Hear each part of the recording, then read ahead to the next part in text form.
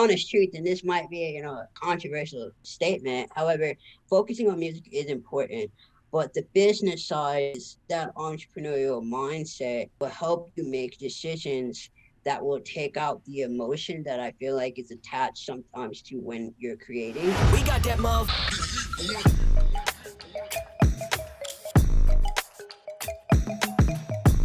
I have some big news for you guys. So within the past few months, it has been insane to see how much our community has grown. And with all this growth, we want to keep on providing as much value as we can as it grows. So we're looking to expand the Heat team, and we're looking for several motivated producers to help us make loops and samples. And we're also looking for someone to fill a part-time position of collab manager. This person will be responsible for a variety of A&R tasks, and we'll have more details on that if you are accepted. Also, both are paid positions in case you're wondering. So if you're interested in joining the Heat team, fill out the application. It will be the first link in the description. And we're also closing this form in 72 hours, so do not be late to doing this. Music producers, what's good? Today we have the interview with Mini Producer dropping. You guys may recognize Mini from all his interviews that he has done with DJ Pain 1. And if not there, the dude's been crushing it with content, so you've probably seen him somewhere. As always, the whole interview is available within our course, The Constant Conversion Strategy. And aside from all the interviews we have now, it is one of the best courses, in my opinion, at giving you the best chance to sell your beats online.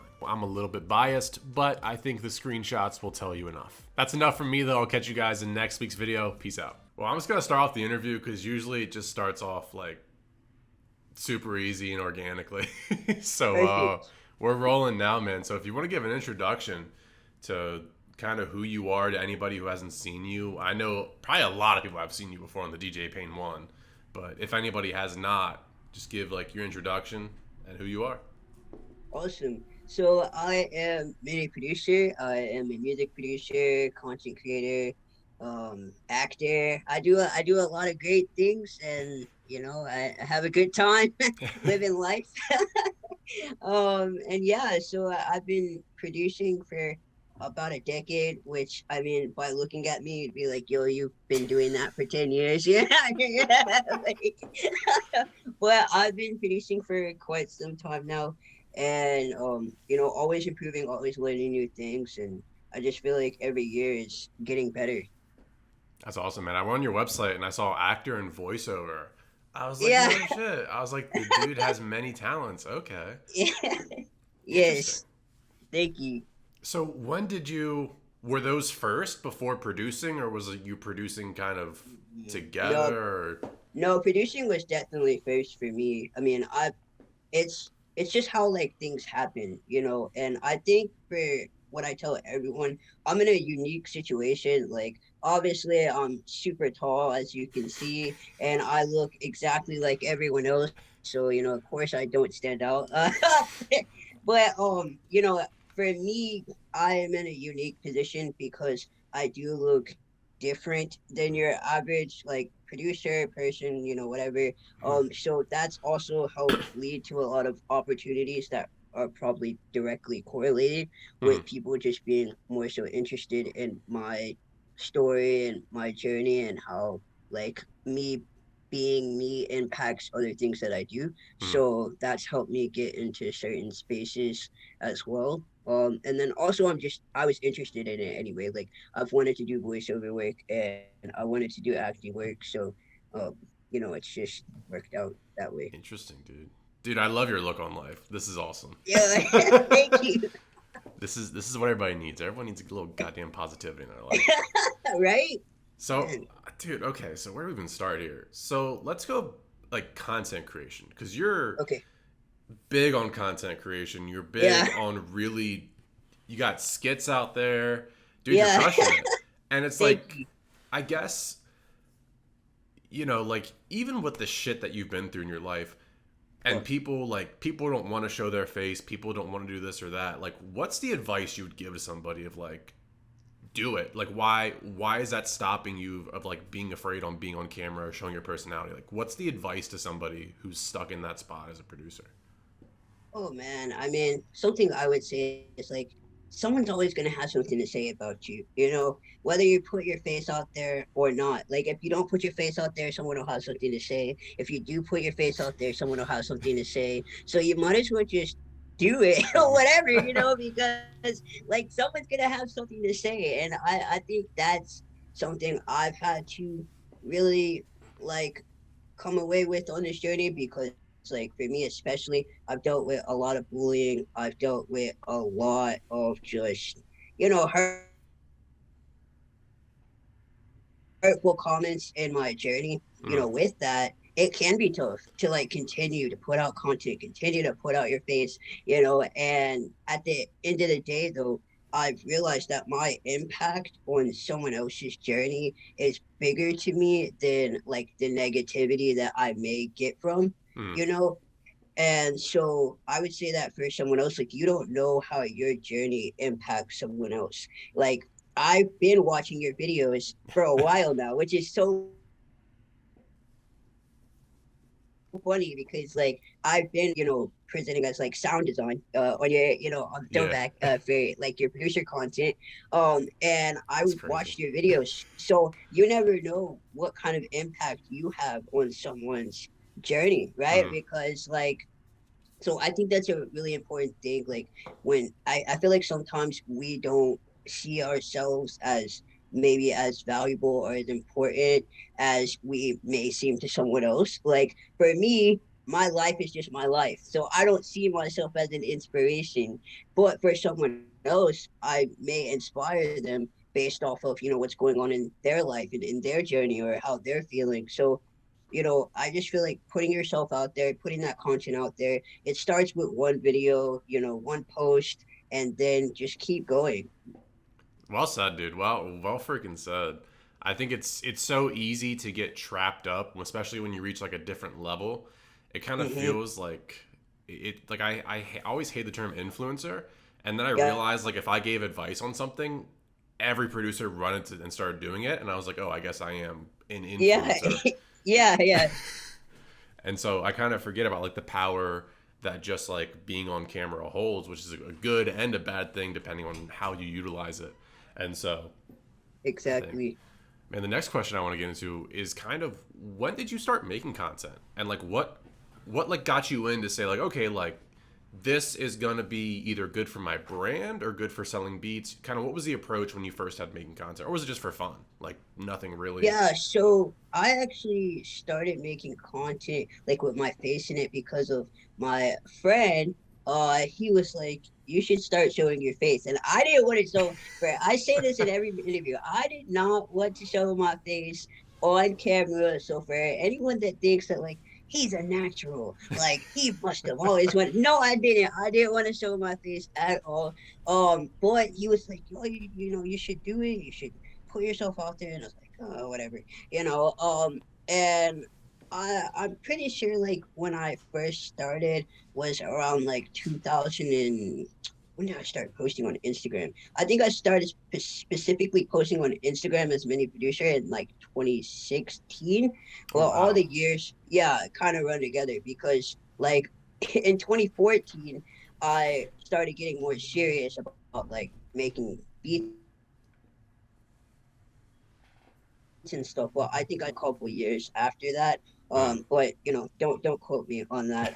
But I feel like it was around that time period. And when it came to the type of content that I even made, I mean, I had no idea what I was doing. I didn't know what kind of content to make. What was, I had, and I didn't really have a blueprint at that time either, because at the time that I was really getting serious about making beats, because like even though I started in 2010,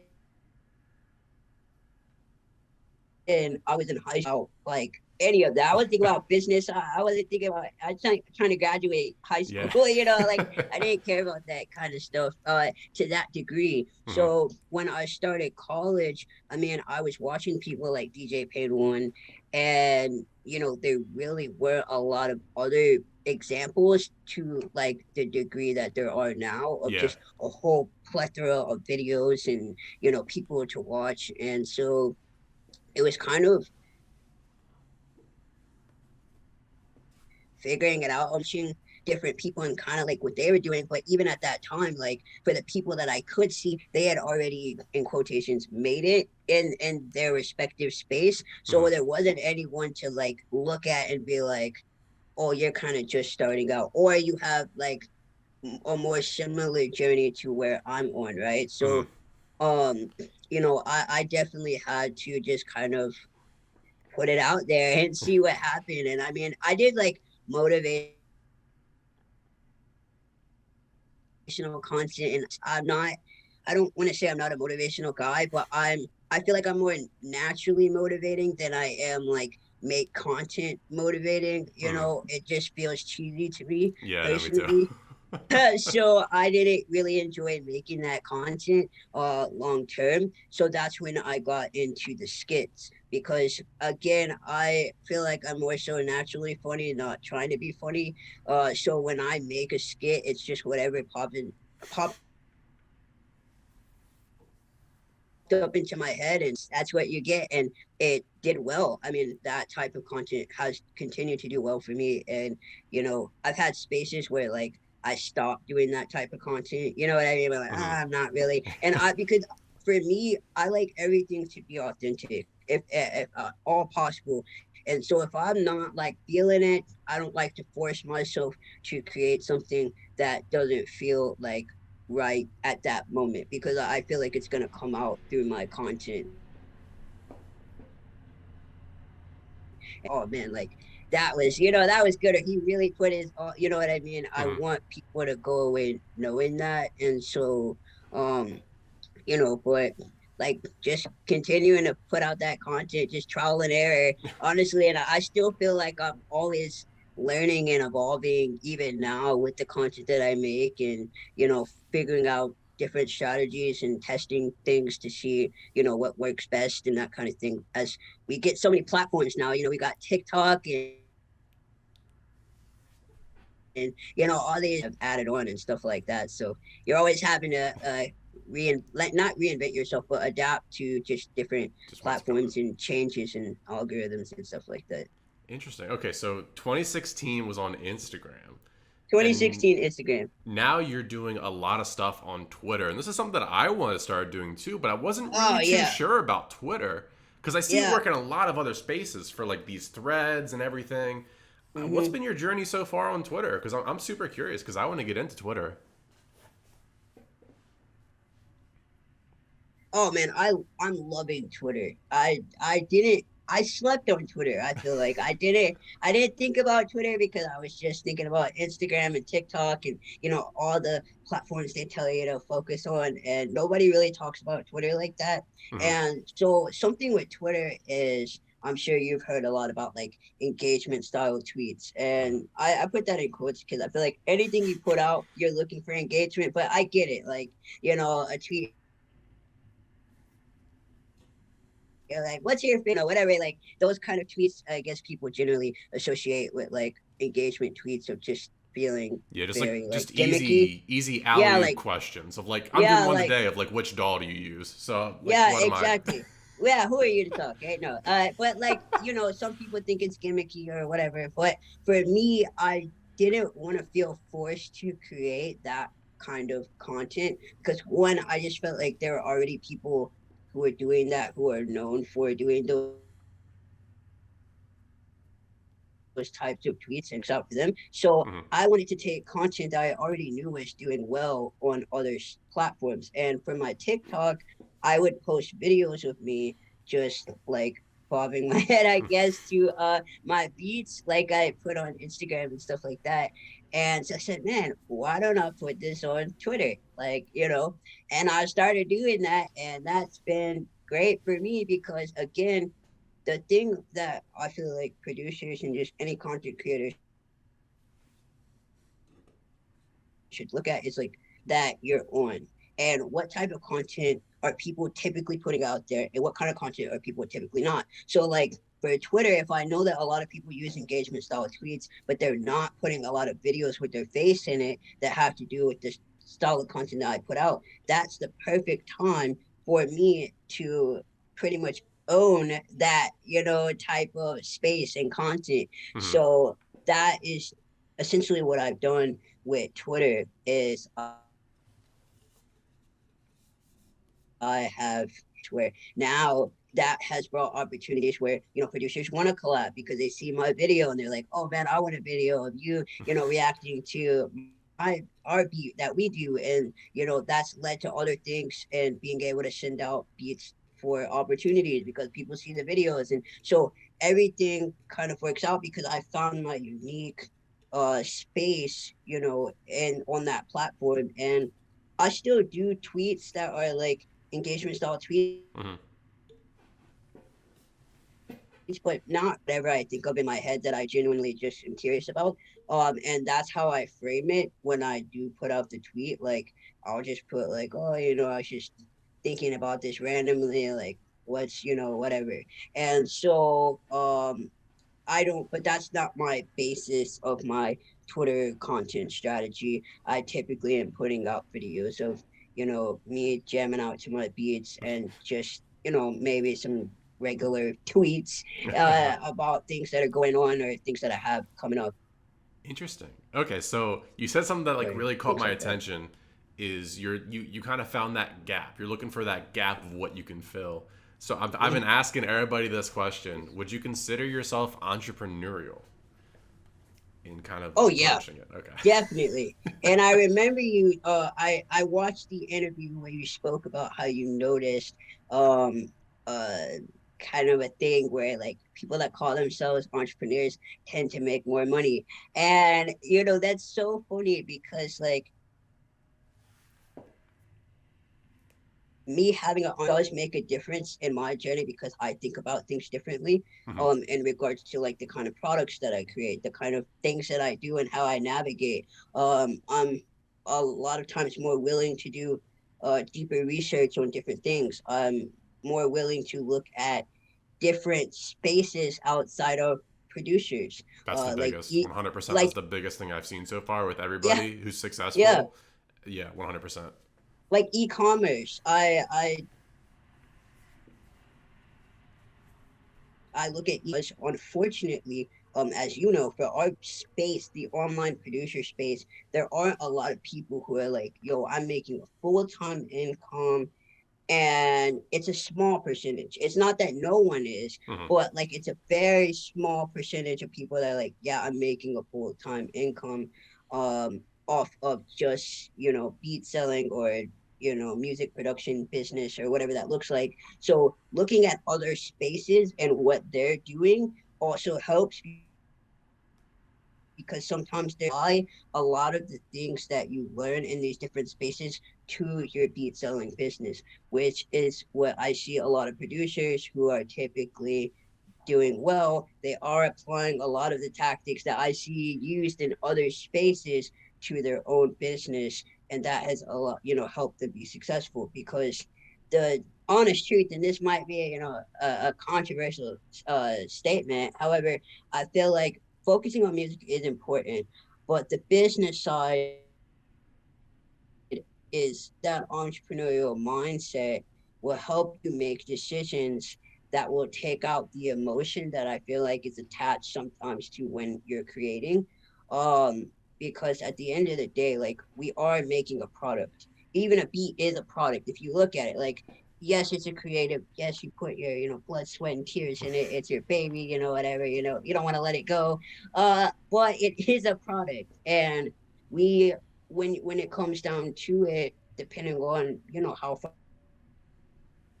you go into your business as an LLC, I have to pay taxes, all that stuff. So when you get to certain steps, your mindset starts to change, Hmm. and you know, like, and also just life responsibilities. I mean, when you realize, like, oh man, I have bills. Like, I'm not 16 anymore, and not saying that there are some obviously 16-year-olds that have responsibilities and things to Yeah. do, but I'm just saying in a general sense, if you're, a high school student, you might not that. I'm really sorry about that because that's stressful, to have to think about those types of responsibilities at that age. But what I mean is like once you get to a certain point in life, there comes a time where it's like, okay, I have to like get it together in some aspect. Like this is either, gonna be the side thing or I'm gonna have to get some income on top of that or, whatever. So um I think that's the thing that's helped me as far as having an entrepreneurial mindset, because it allows me to take a lot of the emotion that when I was solely about like the music side. Whoops. You still there? Yeah, did you hear me? Can you repeat the last sentence? It cut out there. Yeah, so I said that focusing on the entrepreneurial side of things has allowed me to take out the emotion that I used to have when I solely focused on just the music part of things. Huge gem. I mean, dude, everything you just said in probably the past 4 or 5 minutes there, I feel like producers just need to like have that on rewind the whole freaking day, man. Okay. God, I have a lot of questions now. Okay. Okay, that's So, fine. you So we're here know, for you. you brought up a major point there, especially with now doing music full time. I think this is an awesome job to have. Like, if your passion is making beats and your job is to make beats, that's an awesome job. Like, you're not going to argue that.